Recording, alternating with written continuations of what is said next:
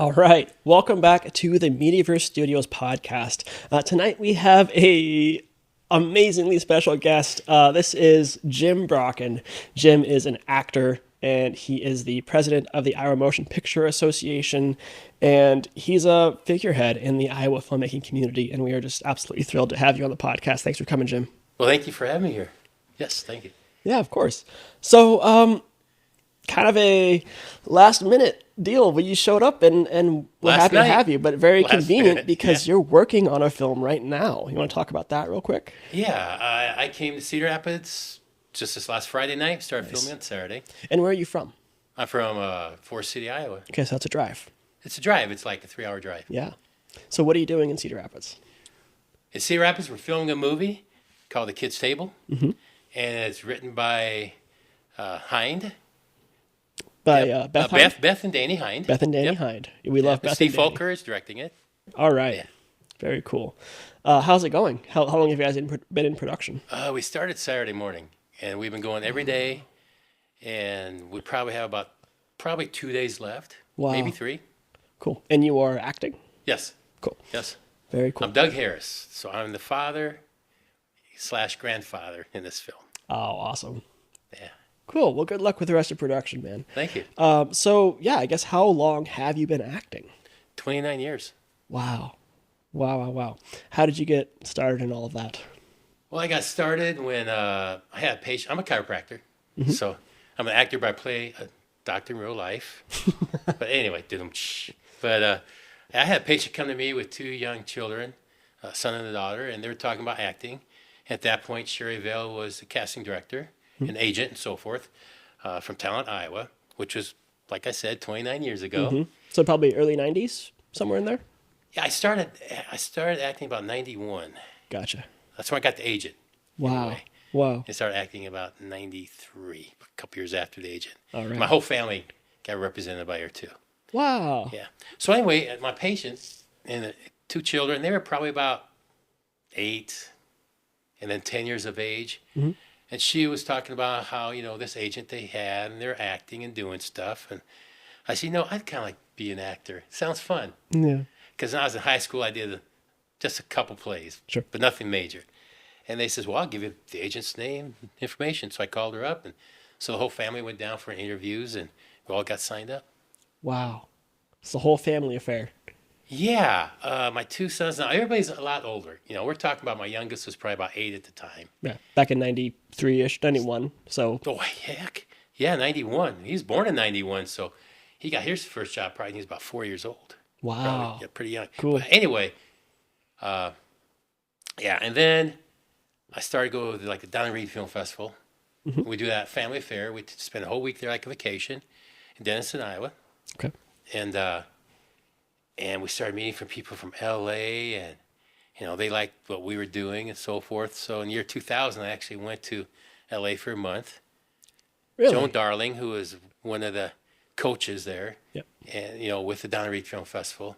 She saw my work. She said, I want you to come down here for my master class. She only takes like 12 to 15 people at a time for the whole month. So I called a chiropractor. He took care of my office for a month. I went to L.A. and That's I got amazing. actually in 2 movies there. That's not why I went there, but So what was that experience like? The acting, was it master class, I guess we could call it? oh my gosh, Joan Darling is so good. I mean, she wrote and directed a lot of Mary Hartman. She directed MASH. Wow. She won Mary Tyler Moore Show. She won the director Okay. an award for one of the episodes. When you have programs like MASH and so forth, they change different directors. Sure. Yeah. So she's done a lot. She even won an Actress Award in All the President's Men. So Really? she has really good credentials. She got a resume so I went down over, there, yeah. and it was so interesting because we'd be working 5 days out of the week, practicing and in her class and learning. Mm-hmm. And then the last 2 days on the weekends, what we've learned, we'd get together and we'd do I call it a skit, whatever, do a scene Sure. work and so forth. And I noticed there's people sitting out in the audience, and I didn't know much about it. I met the guy who wrote Honey, I Shrunk the Kids. Mm-hmm. We became friends too, and there's other people out there. And it was interesting because I'd sit there and I'd watch all these actors on stage, And I think, man, they are so good. And one actor even had a normal job in Nickelodeon. Oh, wow. And I said, why is he in your class? Because he wants to be better. I'm thinking he's got a regular gig on Nickelodeon every day. Yeah. So he was in there. But I'd sit there and I'd watch everybody on stage and go, oh, boy, they're so good. They're great. Yeah. And then she'd come up and she was super nice. She's the nicest coach I've ever had. She goes, let's try this, let's do that. And I'd sit there, go, wow, that's even better. Then she'd tone it up a little more, do something a little different.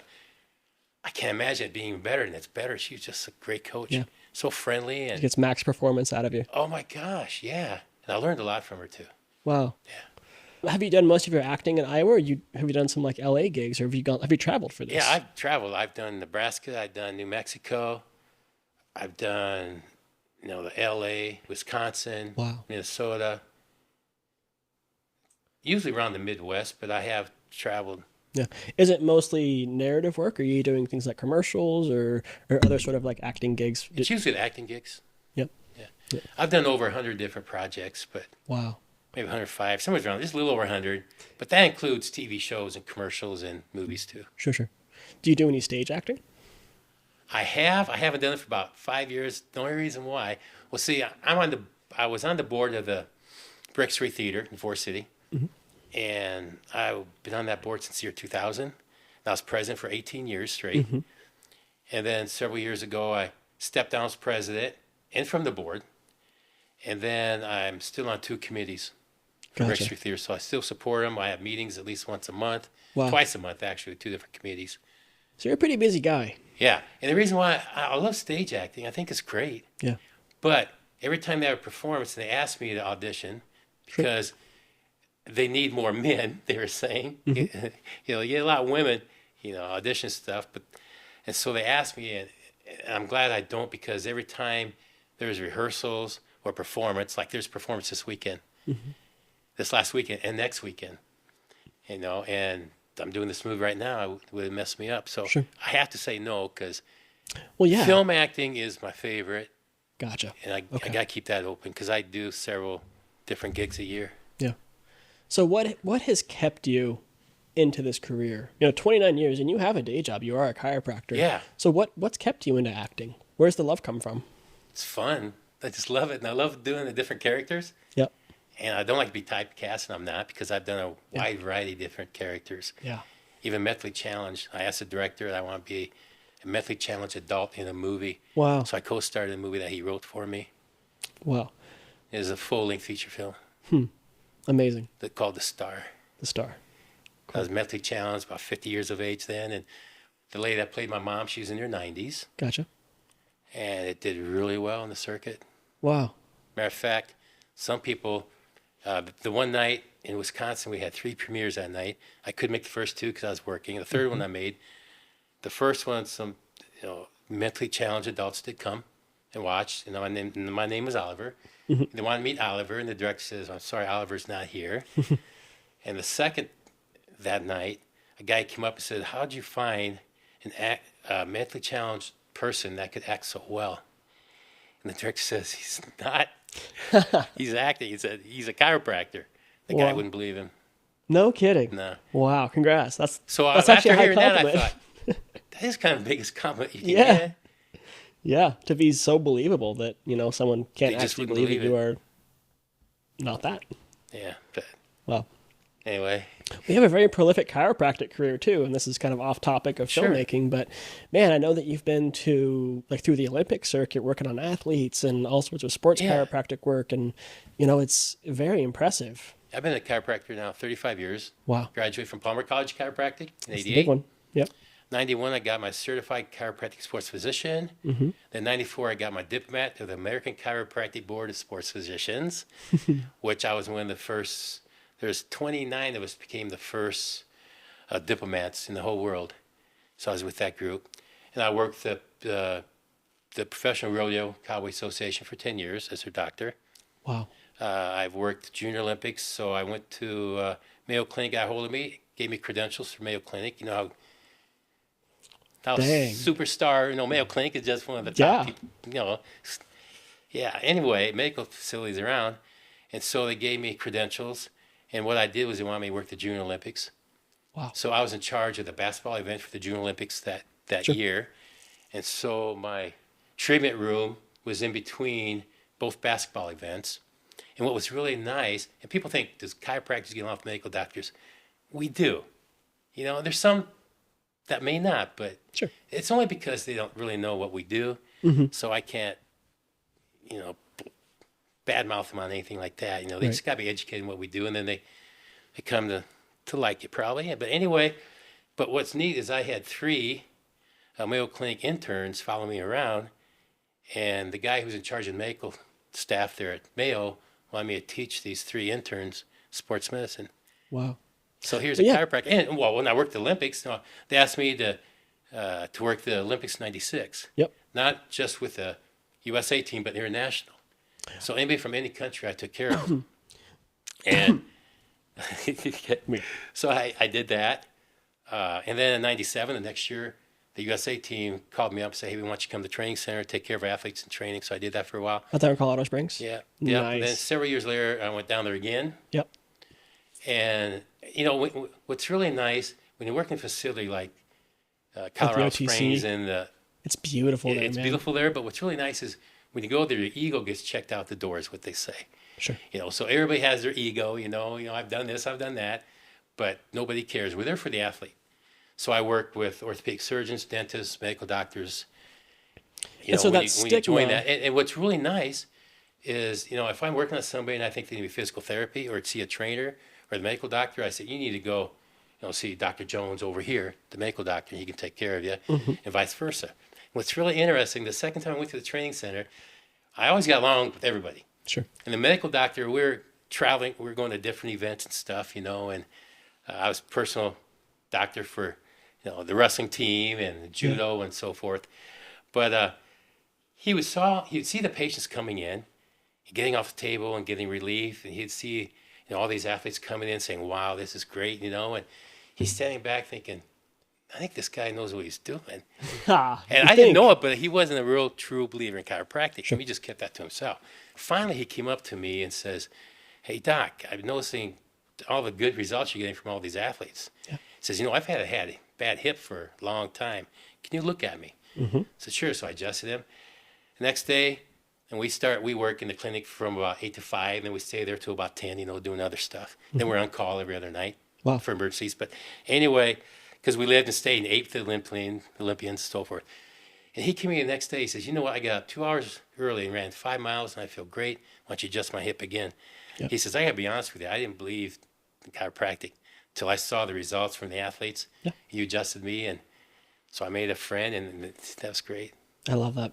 Yeah, I love going to the chiropractor. I think that I want to have you on set more often just for the fact that you are a chiropractor and we can get the DP adjusted, or we can have I the, do. I get an adjustment on the several grip. people. I've gone on different sets, even know? in Hollywood films. Yeah, You know, they hear about it, so I'm in the background adjusting them too. I think that makes so much sense, especially these crew members that are rocking heavy cameras for 12-hour days. That's terrible for your posture and your back. I mean, Even holding the boom for half hour would kill me. absolutely I mean, it's not that heavy, but that position. right. And then you get Ugh. locked in and get out of alignment, and oh my God, you're suffering the next day. Yeah. Yeah, but that's neither here nor there. But that's just a very valuable skill set to have, and it's your profession, and it's a really impressive one.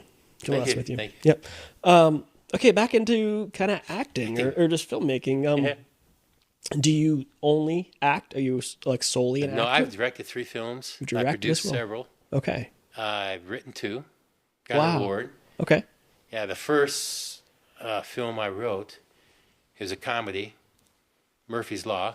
When was this? This I is several saw years this ago. movie. Yeah, I was in it. I wasn't going to be in it because, gosh, I co-wrote it. I got the locations. I helped cast everybody except for about a few people. And then the director says, "You know what? I think you would be the great brother to the main character." I said, saw "Well, this. I would like to do that. Yeah. But I'm doing so much other stuff." But I took it on, and actually, since I co-wrote it and stuff, we did get an award for comedic writing. I saw this film at the Iowa Independent Film Festival in, God, it had to have been 2021 or 22, probably 21. Yeah. It was hilarious. Absolutely hilarious. You guys nailed all the lines. It was really well written. Yeah. Yep. Oh wait, which one did I say? It was Murphy's Law. Murphy's Law. Yeah, Yep. Murphy's Law. Yeah. And I came up with the idea on the Murphy's Law, which is It was a genius concept. yeah, because I was with the director and we're at a Chinese restaurant. We just got done premiering a movie that he did. I said, I got an idea for another movie. So we sat there during Chinese meal, and it took us a few years to write it. Yeah. To finally come together and say, hey, okay, we're not busy doing this and this. Let's do it. Right. Wow. Yeah. So you're obviously a highly successful chiropractor, a highly successful actor. Where does this mindset come from? You're kind of excelling in all these things you're doing. Easy. And I'm just kind of curious where The number one thing is Boy Scouts. Boy Scouts. Believe it or not. I mean, No you probably way. go, Boy Scouts, what are you talking about? Okay, talk about that. And plus, I've also read the book, See You at the Top by Zig Ziglar. Okay. I recommend that everybody out there buy See You at the Top by Zig Ziglar. And what's that book tell you? Oh, gosh, it tells you stories about different people that, the story about somebody coming from some other country with 20 cents in their pocket. Sure. Or, how to overcome negative people, negative thinking. Stay away from stinky thinking, and you can't, fly with the eagles for hanging around a bunch of turkeys. There's just a whole bunch of different things there that just brings that level up to success. Sure. Think that you can do it. But the Boy Scout thing, I've been with the Boy Scouts for forever. Sure. Yeah. Wow. 48 years now. My Wow. wife's been with it for over 25. Wow. You got all the way up through Eagle Scout and you. I'm an Eagle Scout. My two sons are Eagle Scout. Wow. I'm still on different levels. I'm on the local level, the district level, and the council. And my wife and I received the national awards several years ago, different years, called the Silver Beaver, which is one of the top awards you can get through the national Wow. from Irving, Texas.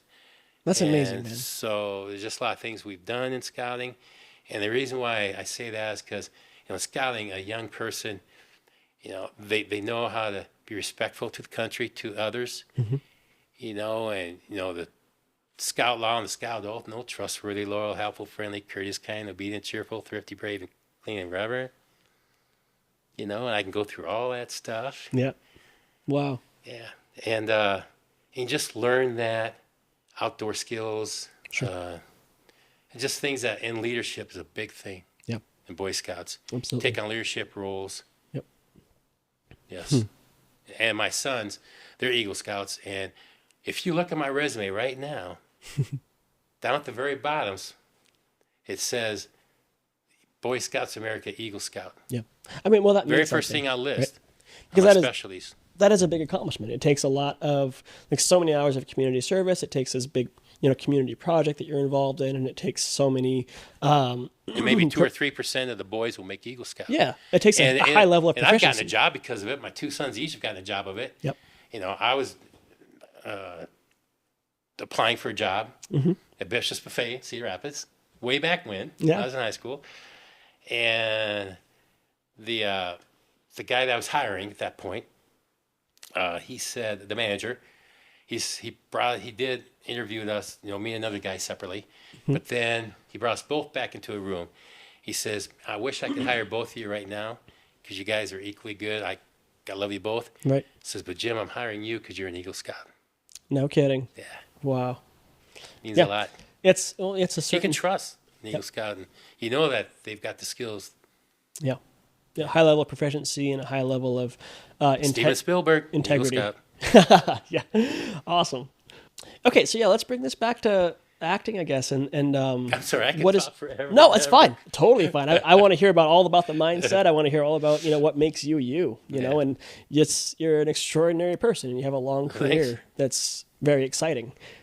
How do you approach a role? Say you're given pages and you're asked to be a whatever it is, because you clearly have range. What is your approach to taking on a new role? Well, the first thing I do is what Joan Darling told me. Okay, She says, when you read a script, read it like you're taking a shower. go on. You probably never heard that, No. because that's what I learned when I was in L.A. from her master class. I thought for a second, taking a shower. She says, what I mean, you read it. You don't think about your character. You don't think about anything. You just read it like you read a newspaper or something. It says, like when you're taking a shower, you don't think, okay, I'm going to grab the soap in this hand, rub it here. I'm going to rub it here. I'm going to do this. You don't think that out loud to yourself that I'm going to do this and this. It's something naturally you do. Sure. Just go by You instinct. just go in there, you just foam up and do what you normally do for a shower, and Right. don't even think about each step and why you're doing it. Yeah. So then, why don't you take that same approach? Do not stop and think, okay, what's my character? Where I'm going? Who are these people? Just read it straight Read the out. story. Just read the story and enjoy it. Wow. And then, So then do you read it again after that as if you're the character, or do you... yeah, I read it a few times. Okay. If I'm a character and I'm only in the first part of the movie, I may read the whole script twice. Sure. But everything after me, I really don't Sure. care about, Yeah, that because makes I'm not sense. involved. From that point on, I'm not there. Mm-hmm. You know. And Mr. Tom Hanks, he was my inspiration. If you're watching this, Tom. But everybody knows that if I had a dream, I would be in a movie with Tom Hanks. Is that right? I bought his book, The World According to Tom Hanks. Yeah. Buy that book. Yeah. What's that book Tells you, say? and he doesn't believe. There's going to be a lot of people not liking me right now because I'm going to say he doesn't believe in method acting. When I started, I did a lot of method acting. I even did 2 roles where I couldn't even come out of my character for a while. Mm-hmm. And one coach took me to the side, and I started calling her names and stuff because I was still in that character. I couldn't come out of it. Finally, she knocked me out of it, and I just bawled my eyes out. Really? You know, that's what it took her to get me out of my character. Yep. But like Tom Hanks, he says in his book that he doesn't believe in method acting. What he does is he creates each and every character. What I like about Tom Hanks, you can give him anything. And this is what I like to inspire to do. That's why I don't like to be typecast. I like to do different things. Sure. And that's why if you watch Tom Hanks, he can do any character. Yeah. He does it well. He does. He does it. And he says what he does is he creates the character on his own. He goes back and says, okay, who is this character? What was his life like before? What's it like now? Does he have any dreams in the future? Is there anything that bothered him in the past that's really, building his character and so forth? And he says, once you build that, he says, never write it down and never, ever share that with anybody, especially the director. Interesting. Why? I think the reason why is because if you were to tell somebody, and Tom Hanks creates this, it's his. Sure. If you were to tell somebody, like the director, this is what I'm doing, the director will probably say, no, you got to do this, you got to do that. No, I can't see why this guy grew up that way. Right. And he says, no, he's got the character here and it's not going anywhere. Right. If you see him deliver what he does, he does it well. He does, yeah. And So never write it down, never share it with anybody. Wow. And that's what I do. That's amazing. Yeah. And another thing too, when I go on set, I think, like acting is fine as long as you don't get caught doing it. Oh, I love that. Yeah. That's so great. You got to be real. Yeah. You got to own it. Yep. You can sit there and you can see somebody and you go, they're acting. Sure. Then Yeah, you listen, you can then tell. you watch somebody, it's like, Right. damn, I'm into this. This is real. And when somebody can come up to you and say, man, you're real. Yeah. That's the best thing they could say. Absolutely. Yeah. And it's as on the other side of it, 'cause I don't do a lot of acting, seeing someone just fully commit and just kind of lend themselves to that character, it makes your job so much easier. Yeah. Not just as a director, but as a cameraman or as a lighting person, because it pulls you in to the point where you're also serving the story just as much as this actor is, and they're not acting. You can't tell that they're acting. They are just that character. Exactly. Like when I was the mentally challenged person. Mm-hmm. How'd that go? He still thinks that. Yeah. Yeah. Yeah, but I did that, the star. Yep. Yeah. Yep. I did the star, like I said, I asked the guy. I said, I'd like to be a mentally challenged actor. To this director who's put me in about 5 different movies. Sure. Yeah. Did you have to do a lot of research for that role? No. No. Do you have like a lot of, I guess, education or Yes. or experience with people with mental disabilities? I've been around for many people like that. Okay. I worked at Special Olympics for many, many years. Sure. Gotcha. I have a brother who passed away many years ago. Who was hydrocephalic. Mm-hmm. Got it. So he would go to summer camp, with other people with challenges and so forth. He lived with my parents, and he was 5 years older than I was. And growing up, you know, he was the best brother anybody could have. Yeah. Damn. If anybody gave him shit, I don't care if I was 7 or 8 years old, I'd want to kick their ass because this is my brother. He's cool. Yeah. And my brother didn't have any enemies in the world. Everybody loved him from young to old. Yeah. That's amazing. Yeah. Mm. So, and then my mom she's not alive anymore either, but I always say she's my number one fan, probably my only fan. And, you know, if I won an award, I always had a duplicate award made and gave it to her. That's amazing. Yeah. And she saw this movie, and she could see my brother in me when I did this. Yeah. I'm glad she saw that. So you are the president of the Iowa Motion Picture Association. Yes. And are you also on the board of the Iowa Independent Film Yes, I am. Festival? I've been on that board for probably about 14 years. I know I started about the third or fourth year. Right. So it's of the 13, festival, 14, right? Okay. the festival, so it's like Gotcha. 13 or 14 years now. My wife's been on now for, I think, 4. Right. And these are festivals that are based out of kind of your area, that kind of Mason City, Forest City, Clear Lake area? No. The films that we get comes from all over the world. Right. Yeah. But the festival is in Mason City Sure. and Clear Lake. That you mean, yeah. Yeah. So how did you get involved with these festivals, and what do these roles kind of mean to you? Well, the Iowa Independent Film Festival, a gentleman came up to me and asked me if I want to join the board because knew I was I'm an actor, and Right. I thought this would be great. I'm in the area. Yeah. Why not join the board? So I did. Cool. And we get together. Matter of fact, we're supposed to have a meeting tonight at 6 o'clock at Zoom. Oh, my. But they canceled it for tomorrow. Okay. And I told them, I says, I can't do it tomorrow. I'm filming a movie. Yeah. But my wife will take over, and she'll take notes for me and all, because she's on the board too. Gotcha. Yeah. Okay, cool. And so we get together. Our board or our festival is always in September. Yep. About the second weekend. You guys put on a good third festival weekend. there, man. Well, thank you. It's a lot of work. I mean, we're working hard on it now. Yeah. You know, and yeah. Yep. I know. Is Charlie the president still? Yeah, Charlie Yeah. Gandes. Yeah, Charlie Gandes. He's great. Yeah, I brought him onto the board. Oh, nice. Okay. Gotcha. Yeah, so he's from Forest City. Yep. Yep.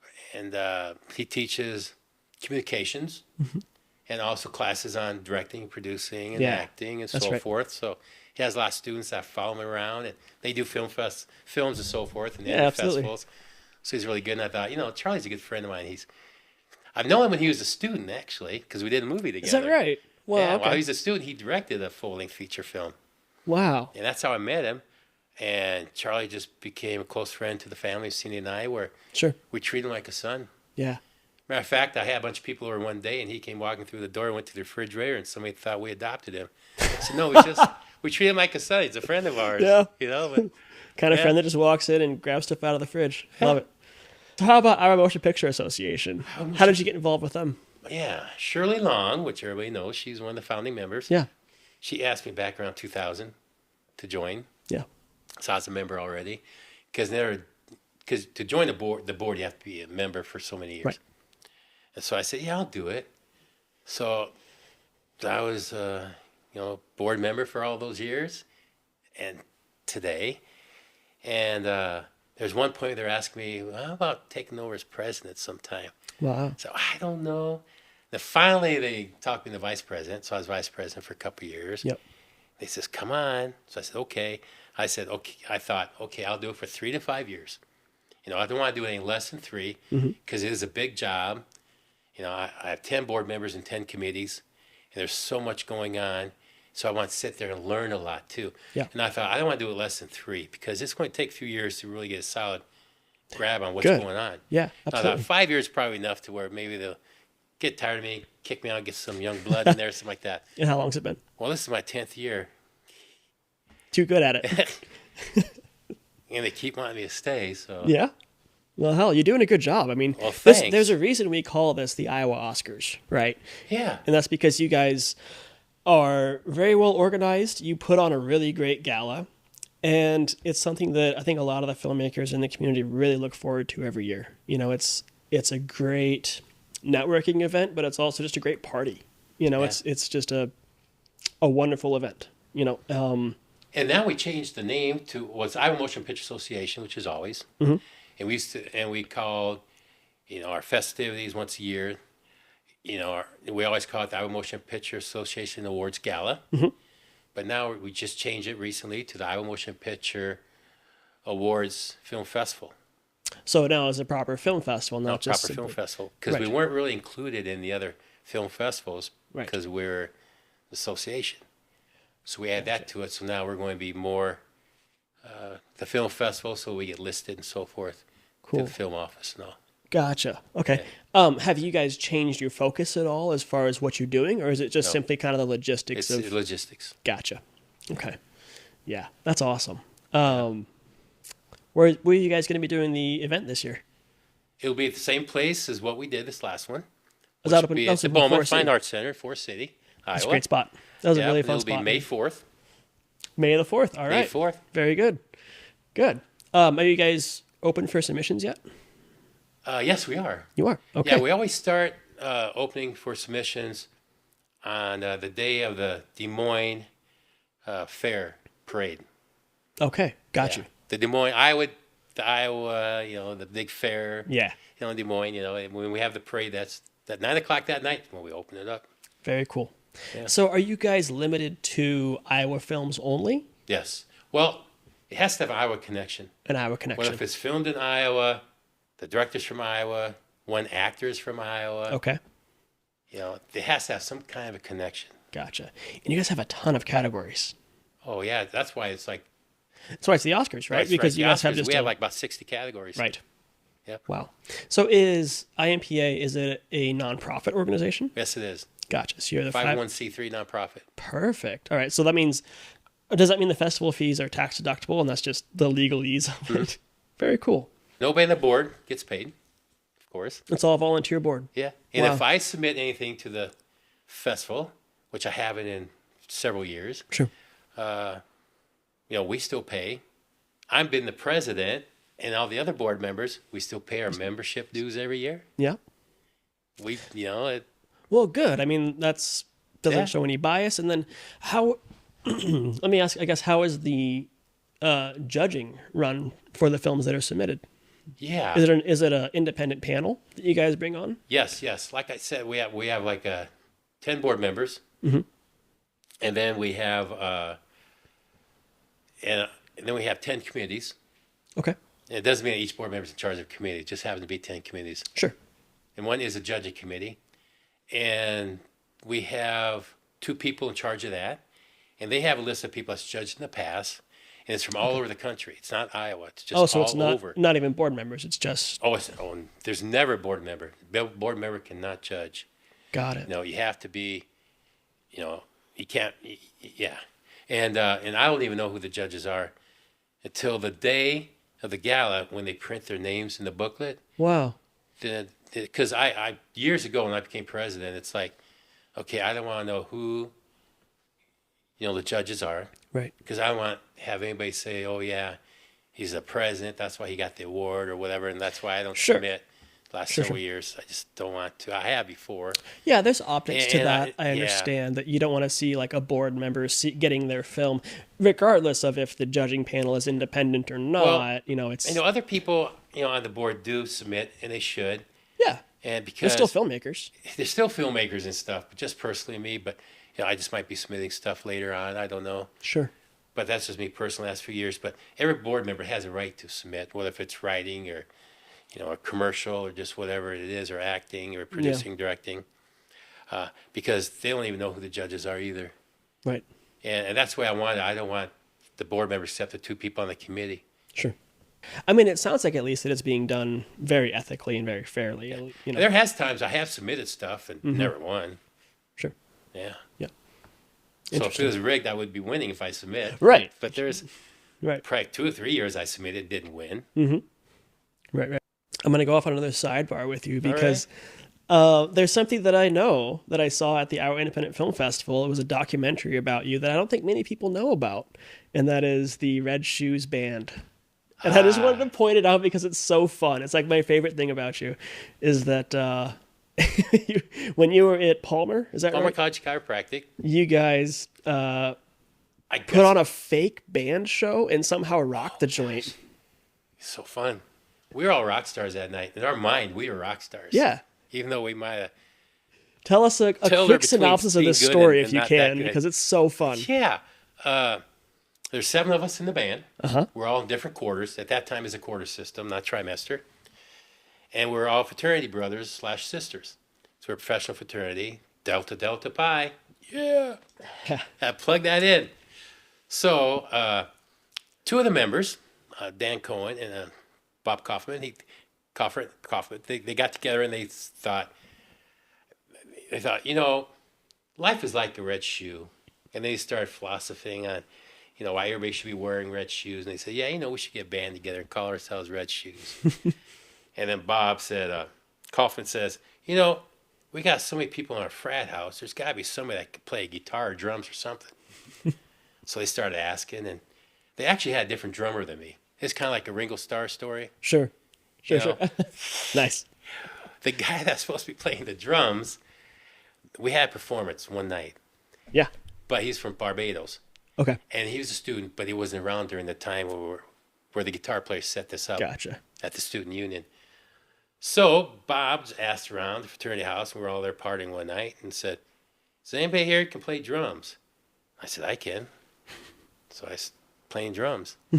And so this is back in 87 when we did one performance. We knew 4 songs. Right. Yeah.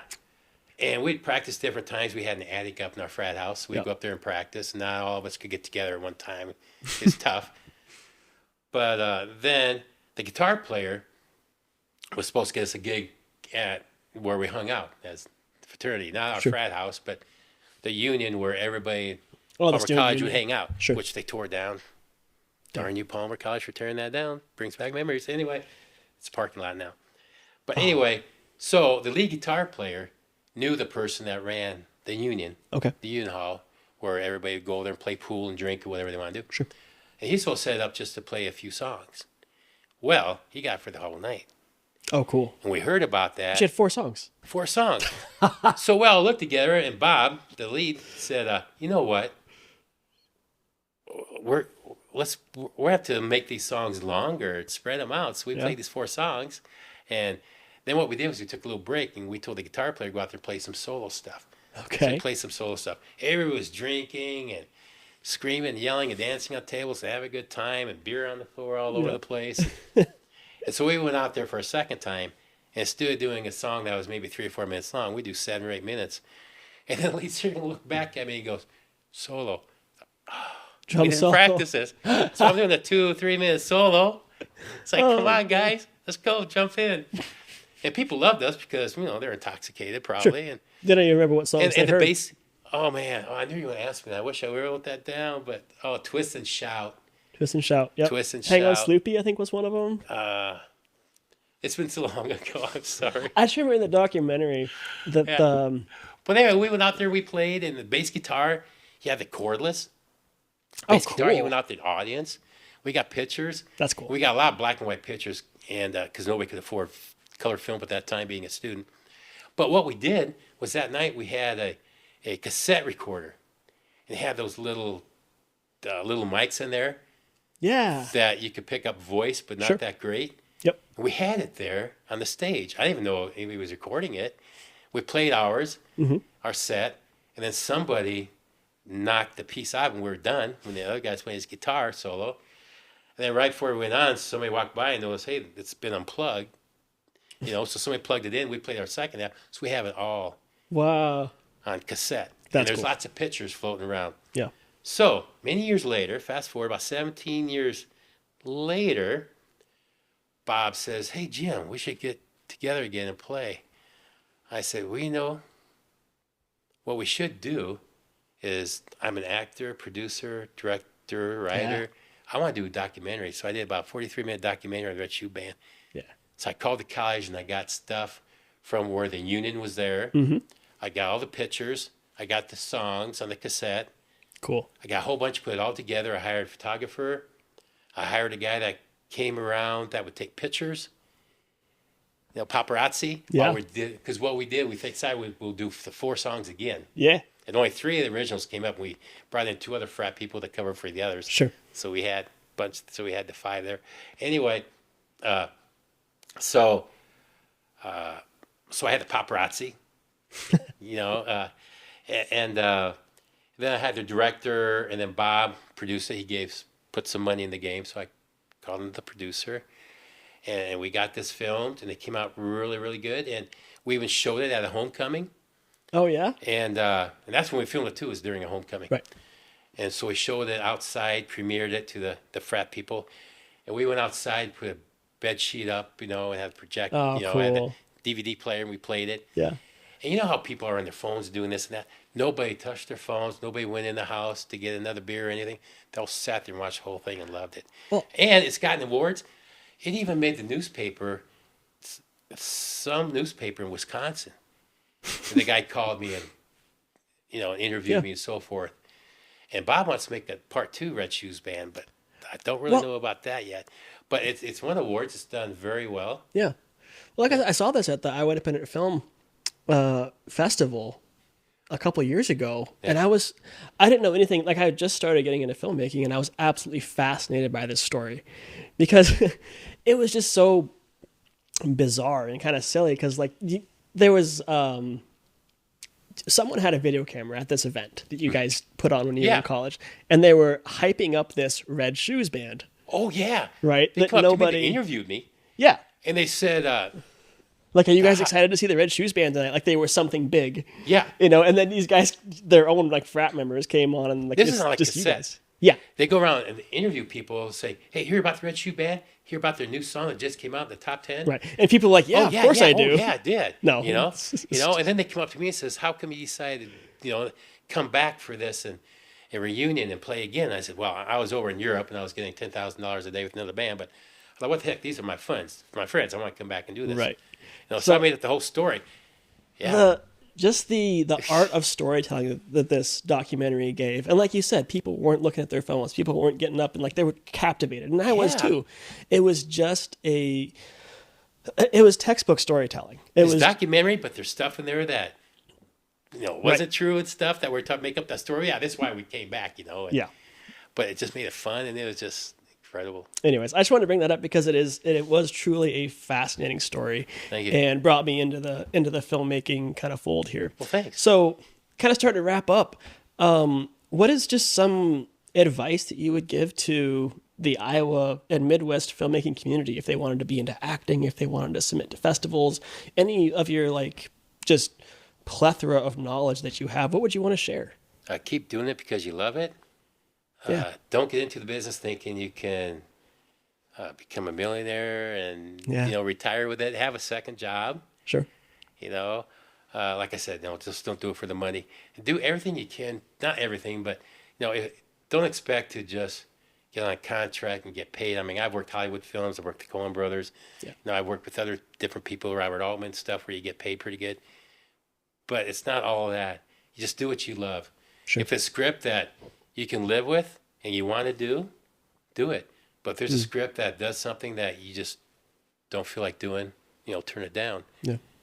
But just keep doing it for the love of it, and stay away from stinking thinking. There's people out there that maybe not the friendliest people to work with, but it's okay. You've done it, experienced it, go on. And 99% of the people you work with are just fantastic. It's just great. Yeah. What's kept you in Iowa? I've had that question asked many times. Yeah. Because of the Olympics and everything else. And you've seen the world, and you still came back here. Why are you in a small town of 4,000 people, you know? Yeah. So I like small towns. I grew up in a farming community, Whittier, which is close to Springville, which I graduated from Springville, Iowa, which is close to Cedar Rapids. It's a Quaker community where I grew up. So I grew up on a farm. You know, hard work ethics, you know, which makes you successful too. Yep. Sometimes I look at kids today, and they don't seem like they have the work ethic side did when I was a kid, you know. Yep. But just keep working hard at it. And being a small town, I just like it. Everybody's friendly. Everybody knows you. So, I mean, you really got, you know, watch your P's and Q's. And, you know, a small town is good and bad. Sure. You know? Everyone knows everyone's business. Everybody knows everybody. But if you're a good guy, it's all right. Yep. You know? in a big city, you're just like another number, just somebody. And, Sure. I'll walk from my office to the post office, which is across the street, and I usually end up waving 2 or 3 times somebody. Yeah. It's just the way it is. And I just home. like it. It's home. Yeah. Yeah. And you can do that. I mean, there's a lot of famous actors, too, that are that do L.A. stuff. Sure. And they live in small towns in the Midwest. Yeah. They just travel. Yep. Anything else you want to say before we wrap up, man? No, just keep it real. Likewise. Acting is fine. Just don't get caught doing it. Yeah. Take on the role. Create it. Do the Tom Hanks thing. Hell Read yeah. his book. All right, Jim. Well, hey, thank you so much for coming on to the podcast tonight, and wish you luck for the rest of your production in Cedar Rapids this week. And yeah, Thank you so much. we'll be around. All right. Thank you. All right, Jim. Thanks, everybody. Have a good night.